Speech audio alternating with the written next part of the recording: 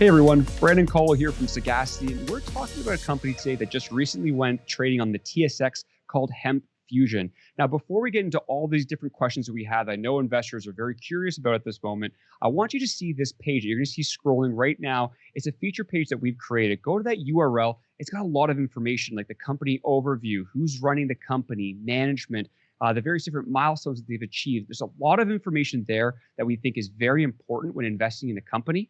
We welcome you to go over there right now. And we want to do that so that we can get into these pressing questions that a lot of investors have been asking myself. I've been asking as well as a shareholder. In order to answer these questions, we have Jason Mitchell, the CEO of Hemp Fusion. My good man, welcome.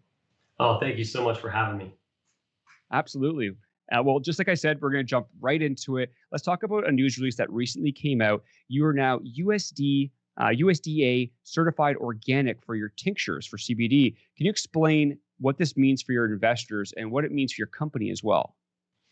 Well, one of the things that from the very beginning as a company is we set a precedence to make sure that we only offered what we believe to be the very best in quality as it relates to products. And USDA organic tinctures now being certified officially is a testament to our commitment to only putting the very best products on the market. And if you're not aware, when something is USDA certified organic, it means the hemp plant is grown without the use of herbicides and pesticides, without chemical fertilizers, without genetic modification and other modifications that are probably not wise. It even makes sure that the environment, the surrounding areas are clean. That means that the resulting product is most importantly safe for the consumer. So this is just one other step that we have taken to make sure that we offer the very best products on the market. Not only that, the USDA organic moniker, whenever you see that on a package, consumers have come to trust that as something that is of high quality. Yeah, absolutely. And that leads right into the next question I have about quality, because obviously when you're going across the various states in the United States, when they look at CBD and what they allow and what they want in stores, it differs quite drastically from one state to state. Yet you're in all 50 states. You've got over 4,000 stores that you're currently selling in. How did you get to that point as a CBD company? Well, one of the things that we did from the very beginning is that we had a commitment that whatever we were going to do was going to be legal. And in the absence of federal guidance, it was only inevitable that states would take it upon themselves, individual states. In fact, one of the first regulations that came out was from Indiana. And it was in relationship to a QR code being on the packaging that consumers could use to activate to find testing results of the product so they themselves can confirm the product they hold was of quality. Well, subsequently from there, multiple states have come up with their own rules, regulations, labeling requirements, even registrations or licensing. And so what we have done has made a firm commitment that no matter what state we market in, we adhere to these requirements. That means we expressly sell our products in those states with the rights and privileges associated.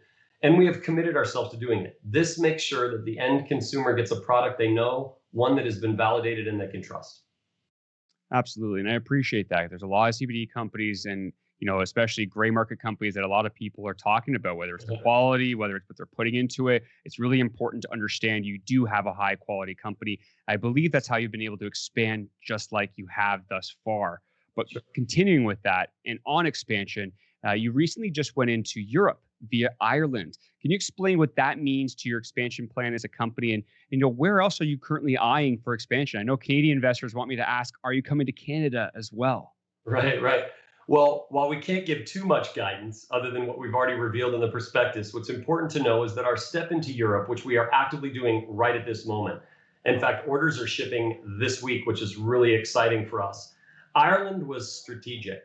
One, we are entering the European community through the country of Ireland as our first step with the full acknowledgement of the Food Safety Authority of Ireland. That means we've gone through the proper regulatory requirements to make sure our labels are compliant and EU compliant throughout the entire European Union, as well as being acknowledged by the Ireland Food Safety Authority. Then we're going to jump across the water a little bit over to the UK.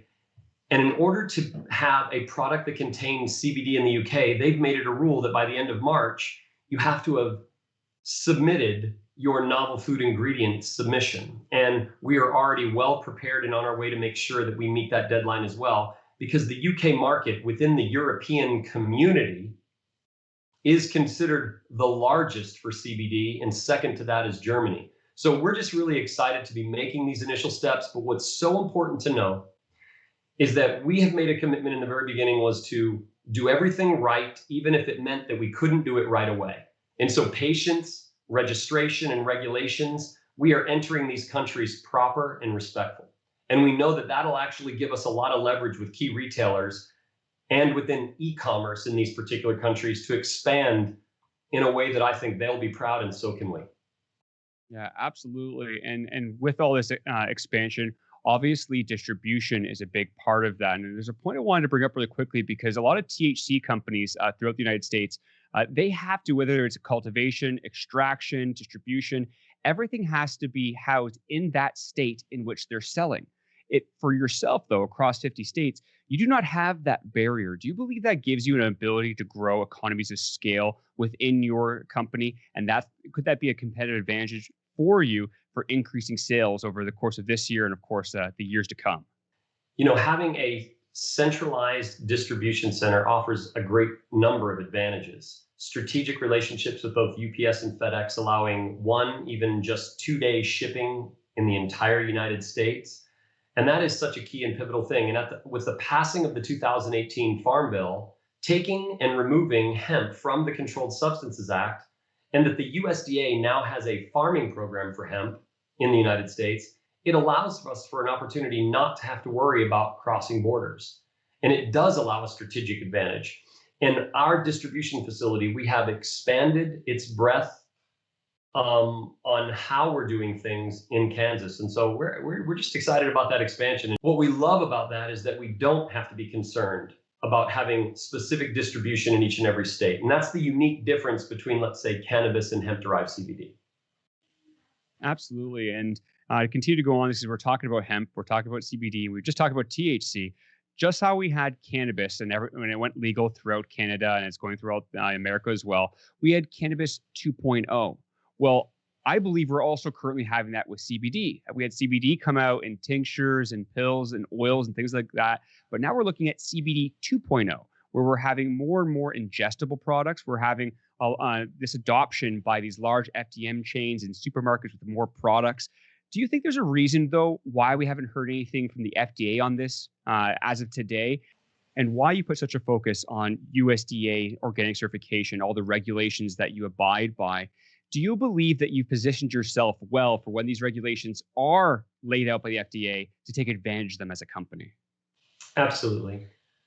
Starting about 3 years ago, we realized that the only way to truly move forward within the retail community, within e-commerce, and with reaching our consumers at large was setting up a rather robust approach and focus and development on regulatory affairs. All the legal matters that are in around a crop that was once a controlled substance and prohibited and is now not. Whenever prohibition ends, you should expect that there be some level of nuance that has to do with the federal government. We do know that the FDA's forthcoming guidance is still coming. We know it's coming. We don't know when, except we do believe that we have a pretty good understanding of what is actually going to happen. And some of the biggest retailers, the food and drug en masse, big box stores, they have an incredibly high interest in hemp-derived CBD, but they have an almost zero tolerance for risk. And the only way that they're going to do business in a large scale with companies like ourselves is if we are prepared from a regulatory affairs perspective. And it's for that reason we've done toxicology studies to make sure that we've proven that what we actually are providing to the marketplace is safe for human consumption. We've been involved in human observational studies at the request of the FDA.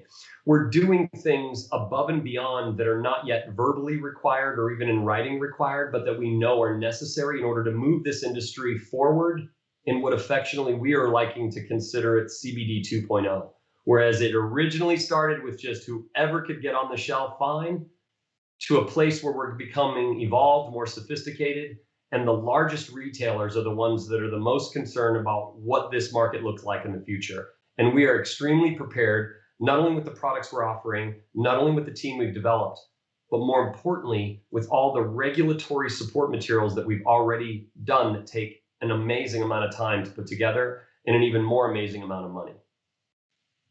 Absolutely, and well said as well. And the last question for today, speaking about money, you recently went public as one of the most cashed up CBD companies in the world with around $30 million USD in cash. For investors very curious what you're going to be doing with that money, what are the different areas that you're going to focus on in 2021? And is e-commerce one of those areas in which you and I have spoken off the record before this, that's an area in which you strongly believe you can increase your sales actually quite drastically? Where are the areas that you're going to be focusing this money for the rest of the year? Absolutely. While obviously, we can't give any express guidance other than what we've already listed in our prospectus, I will tell you this. The use of proceeds is going to be directly applied definitely to further expansion within our retail community. Additional support to the natural products industry, entrance into the doctor practitioner space and convenience space, expansion into the food, drug, and mass big box, of which we already have one retail partner, which is considered the fourth largest food, drug, and mass grocery retailer in the United States. But I would say single-handedly one of our largest investments is in e-commerce. And the reason for this is that it is absolutely obvious that while CBD is a growing industry, it's estimated somewhere around a third of people in the United States have at least tried a product that contains CBD. But still, the data is showing that more than half of them are purchasing products online. And we want to make sure that we build this out incredibly effective. Now, I know that you cannot use the same types of tactics you would with other products. So we have put together what we believe is the most amazing team that has already done this in the space of CBD, that knows exactly what to do and how to actually facilitate the best actions. Now, right now, 96% of our sales are retail. That means we have a huge opportunity to expand our e-commerce side of things. So we know that that's going to be a very, very big part of our future success. Absolutely. Well, Jason, I just want to thank you very much for taking the time to answer these questions. And once more, for any listeners or watchers, you'll see this URL come across the screen right now. You spoke about management. You spoke about various different things. You can find out all that information on this landing page and more. We highly recommend checking it out. But Jason, thank you very much for your time. I really appreciate it. Thanks for having me. Absolutely. Take care now.